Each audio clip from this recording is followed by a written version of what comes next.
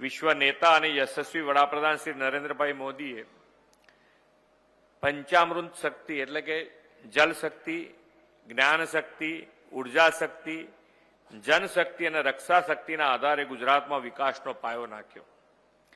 આદરણીય નરેન્દ્રભાઈએ ગુજરાતના સેવા દાયિત્વ સંભાળ્યું ત્યારે લોકો તેમને કહેતા કે વાળું ટાઈમે વીજળી મળે એવું સાહેબ કંઈક કરી દો.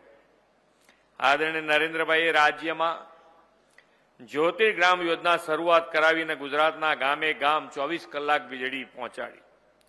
વીજળી પહોંચવાના કારણે ગુજરાતના જનજીવનમાં અને ખાસ કરીને ગ્રામ્ય જીવનમાં ખૂબ મોટું પરિવર્તન આવ્યું. વડાપ્રધાન શ્રી નરેન્દ્રભાઈની આગવી દૂરંદેશિતાના ધરાવનાર લીડર છે. વિશ્વ જ્યારે ઉર્જાના વિકલ્પ શોધતું ત્યારે તેમણે ગ્રીન અને ક્લીન એનર્જી માટે સૌર ઉર્જાના ઉપયોગને ઉત્તર ગુજરાતની ધરતીથી સાકાર કરીને બતાવ્યું. આપણી ઉત્તર ગુજરાતની ભૂમિ અને ખાસ કરીને તેના રણ વિસ્તારમાં સીધા સૂર્યના કિરણો પડે છે. જેને આપણે આફત સમજતા હતા તેને શ્રી નરેન્દ્રભાઈએ અવસરમાં પલટી. તેમણે તે સમયનો એશિયાનો સૌથી મોટો સોલાર પ્લાન્ટ ચારણકા ખાતે શરૂ કરાવીને દેશ અને દુનિયાને માર્ગ બતાવ્યો હતો. ત્યારબાદ રાધાનેશના સોલર પ્લાન્ટનો પણ વિકાસ થયો.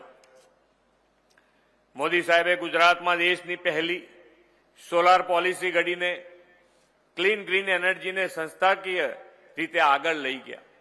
બીજી રીતે કહીએ તો દેશમાં ક્લીન અને ગ્રીન એનર્જીનો પાયો આદરણીય નરેન્દ્રભાઈએ ઉત્તર ગુજરાતની ધરતીથી નાખ્યો.